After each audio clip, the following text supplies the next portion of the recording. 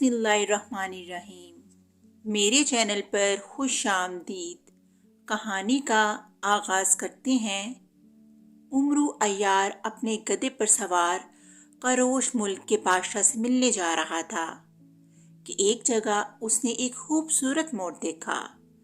वो मोर को पकड़ने की खातिर गधे से उतरा और मोर के पीछे भागने लगा, लेकिन मोर उसके हाथ न आया।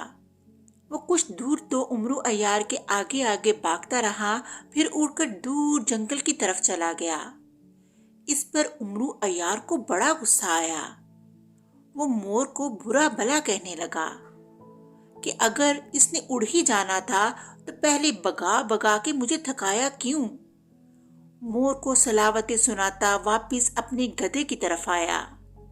ये देखकर उसके पैरों तले से जमीन निकल गई कि उसका गधा वहां नहीं था जिस जगह वो उसे छोड़कर गया था।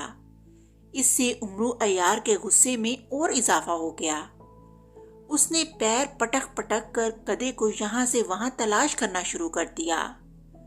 बहुत आगे जाके उसने देखा कि उसका गधा एक दरख्त के नीचे आराम से लेटकर हुक्का पी रहा है। उमरू अय्यार ने अपने हुक्के को गधे के मुंह में देखा तो मारे गुस्से के उसके तन बदन में आग लग गई।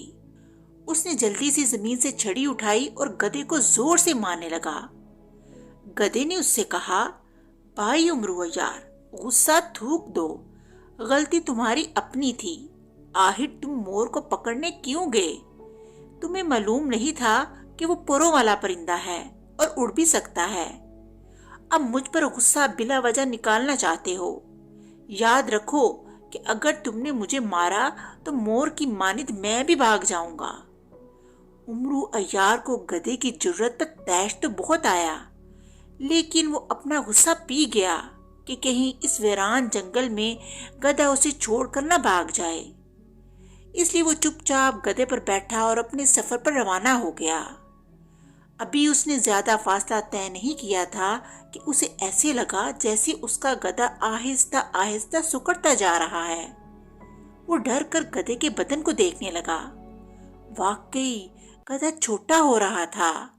फिर उमरू अय्यार के देखते देखते गधा सुकड़कर मोर बन गया और इससे पहले कि उमरू अय्यार उस पर से छलांग मारता, वो मोर हवाओं में उड़ने लगा। उमरू अय्यार खौफज़दा होकर चीखें मारने लगा। उसे समझ नहीं आ रही थी कि उसके गधे को आज क्या हो गया। पहले उसने इंसानी आवाज में बातें की, अब वो मोर बन गया। वो दिल में ये सोच रहा था कि उसे मोर की आवाज सुनाई दी। मोर ने उसे मुखातिब होकर कहा, भाई उमरू अय्यार, मैं तुम्हारा गधा नहीं हूँ, बल्कि मैं छाछन जिन हूँ। मैं ही मोर बन के तुम्हारे आगे भागा था। अब गधे बनने के बाद फिर से मोर बन गया। तुम्हारे गधे को तो मैंने लाठियां मार मार कर भगा दिया। वो तो अब तक तुम्हारे घर पहुंच गया होगा। ये सुनकर उमरू अय्यार की जान निकल गई।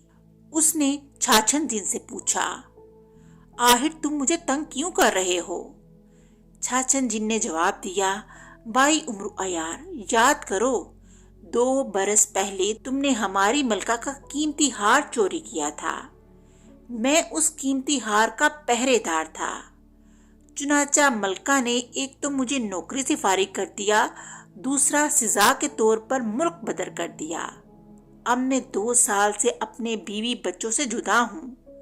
इस मुल्क में धक्के खा रहा हूँ और तुम्हारी जान को कोस रहा हूँ।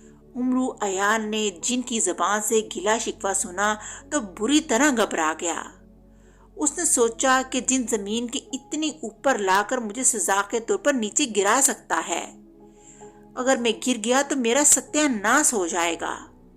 लिहाजा वो छाछन जिन की मिन्नत समाजत करने लगा, जिन साहिब, मुझे माफ कर दो, मुझसे गलती हो गई।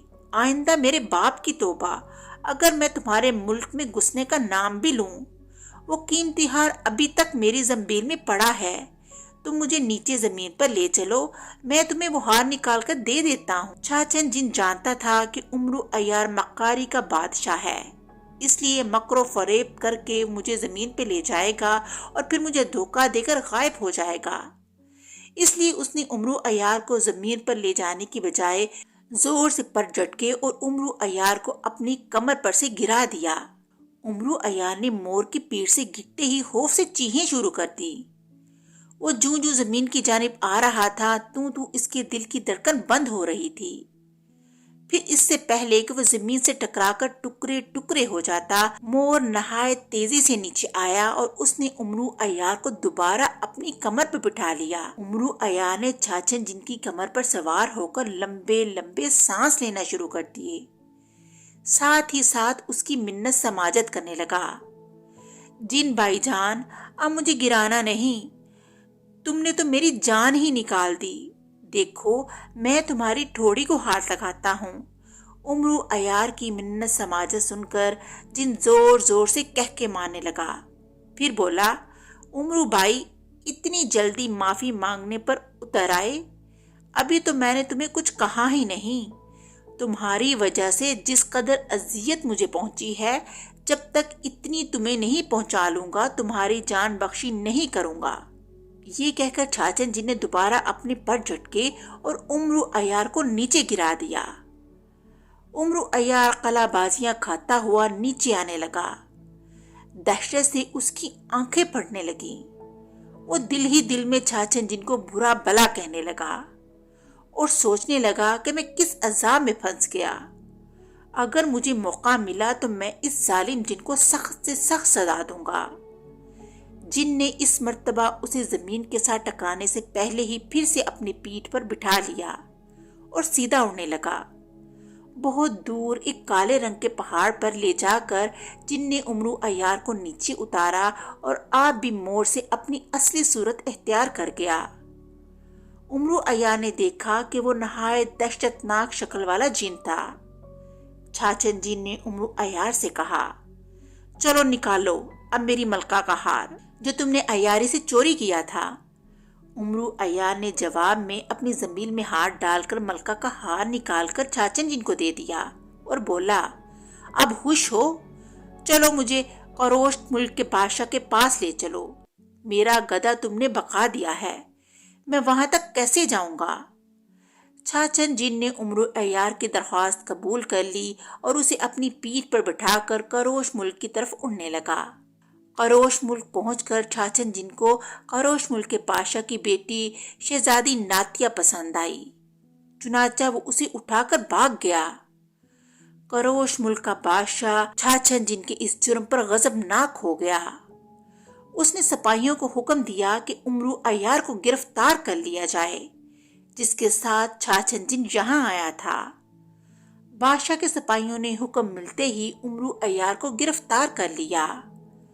امرو عیار بہت چیخا چلایا کہ میرا کیا قصور ہے، مجھے کیوں پکڑ رہے ہو؟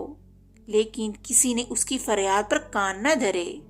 سپاہی اسے پکڑ کر بادشاہ کے پاس لے گئے۔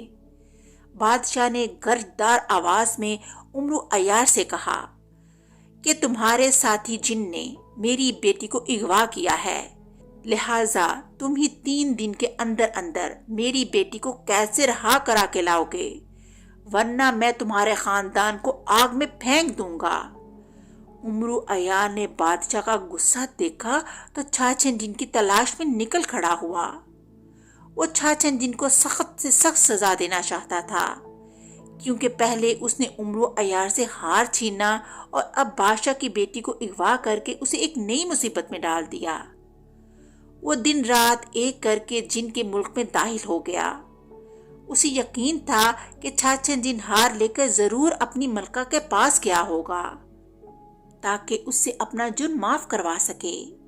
جنوں کے ملک موگان میں داخل ہونے سے پہلے امرو عیار نے زنبیل سے بیس بدلنے والا سامان نکالا اور اس کی مدد سے ایک بوڑھا فقیر بن گیا۔ اب اس کے گھر والے بھی اسے دیکھتے تو پہچان نہ سکتے۔ جن کے ملک میں فقیر بن کے گھسنے کے بعد امرو عیار جنوں سے پوچھتا کہ اگر میں تم سے روٹی کی بھیک مانگوں گا تو کیا تم مجھے روٹی دو گے؟ جواب میں جن اسے کہتے کہ ہاں روٹی دیں گے۔ یہ جواب سن کر امرو عیار خوشی سے تالی بجاتا ہوا آگے بڑھ جاتا۔ اس پر جن اسے پاگل سمجھ کر نظر انداز کر دیتے۔ اس طرح وہ ملکہ کے محل کے سامنے پہنچ گیا۔ وہاں اس نے دیکھا کہ بے شمار جن محل کے باہر پہرا دے رہے تھے۔ امرو عیار پہلے بھی ایک مرتبہ یہاں آ چکا تھا اور اپنی عیاری سے ملکہ کا قیمتی ہار چرا کر لے گیا تھا، اس لیے اسے ان تمام راستوں کا علم تھا جن سے گزر کر محل کے اندر جانا تھا۔ وہ سامنے والے راستے کو چھوڑ کر دائیں طرف چل پڑا اور درختوں کے پیچھے چھپتا چھپاتا محل کے اس دروازے کی سمت بڑھنے لگا جس پر صرف 2 پہرے دار ہوتے تھے۔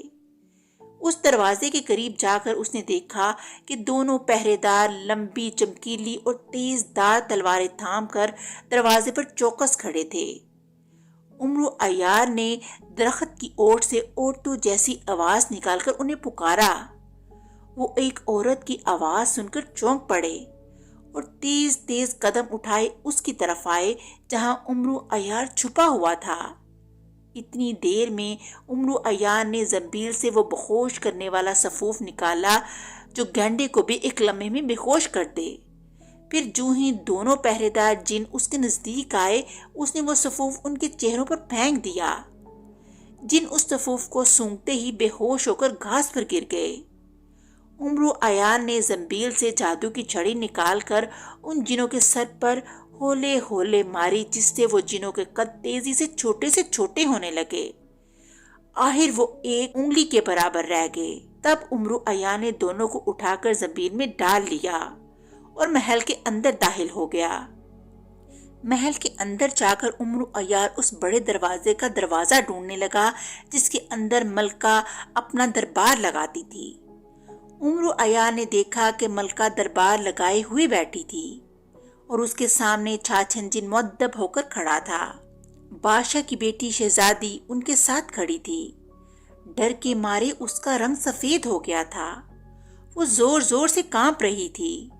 امرو عیار ایک ستون کے پیچھے چھپ کر کھڑا ہو گیا اور موقع کا انتظار کرنے لگا۔ قدرے توقف کے بعد اس نے دیکھا کہ چھاچھن جن سیدھا کھڑا ہو گیا اور ملکہ کو مخاطب کر کے بولا، ملکہ عالیہ، وہ جو ہار امرو عیار چرا کر لے گیا تھا وہ میں اس چور سے واپس لے آیا ہوں، اس لیے میری سزا اب آپ معاف کر دیں، آپ کی نوازش ہوگی۔ یہ کہہ کر اس نے ملکہ کا قیمتی ہار جیب سے نکالا اور اسے ملکہ کو پیش کر دیا۔ ملکہ نے جو ہی ہار کو لے کر اپنے گلے میں پہنا وہ ایک زہریلا سانپ بن گیا۔ ملکہ نے اس پر ایک خوفناک چیخ ماری اور ڈر کے مارے اچھلنے لگی، جس پر ناک پکڑنے والا درباری جن آگے بڑھا اور اس نے پھرتی دکھا کر سانپ پر قابو پا لیا۔ چھاچھن جن نے یہ منظر دیکھا تو خوف کی شدت سے اس کے دانت بجنے لگے۔ وہ سہم گیا کہ اس زیادتی پر ملکہ اسے سخت سے سخت سزا دے گی۔ ویسے ہی دل میں حیران تھا کہ ہار سانپ کیسے بن گیا۔ اس کے دل نے کہا کہ ضرور یہ امرو عیار کی شرارت ہے۔ اس نے اسے زنبیل سے ملکہ کا اصل ہار نکال کر دینے کی بجائے مجھے جادو کے زور پر سانپ کو ہار بنا کر دے دیا۔ چھاچھن جن کا شک صحیح تھا، واقعی امرو عیار نے اسے ہار کی جگہ سانپ دے دیا تھا۔ ملکہ نے جن کی طرف قہر بھری نظروں سے دیکھا اور اسے حکم دیا کہ وہ جس لڑکی کو اغوا کر کے لایا ہے اسے فوراً اس کے گھر چھوڑ کر 10 برس کے لیے ملک مورگان سے باہر چلا جائے۔ چھاچھن جن نے ملکہ کے آگے بہتری وضاحت کی کہ قصور میرا نہیں، امرو عیار نے مجھے دھوکہ دیا ہے۔ پھر اس نے ملکہ سے معافی بھی مانگی لیکن ملکہ کا غصہ ختم نہ ہوا۔ اس نے کہا، تمہیں میرا حکم ماننا پڑے گا ورنہ میں تمہیں چھپکلی بنا کر برف کے سمندر میں پھینک دوں گی۔ چنانچہ چھاچھن جن شہزادی ناتیہ کو لے کر واپس چل پڑا۔ امرو عیار بھی اس کے پیچھے روانہ ہو گیا۔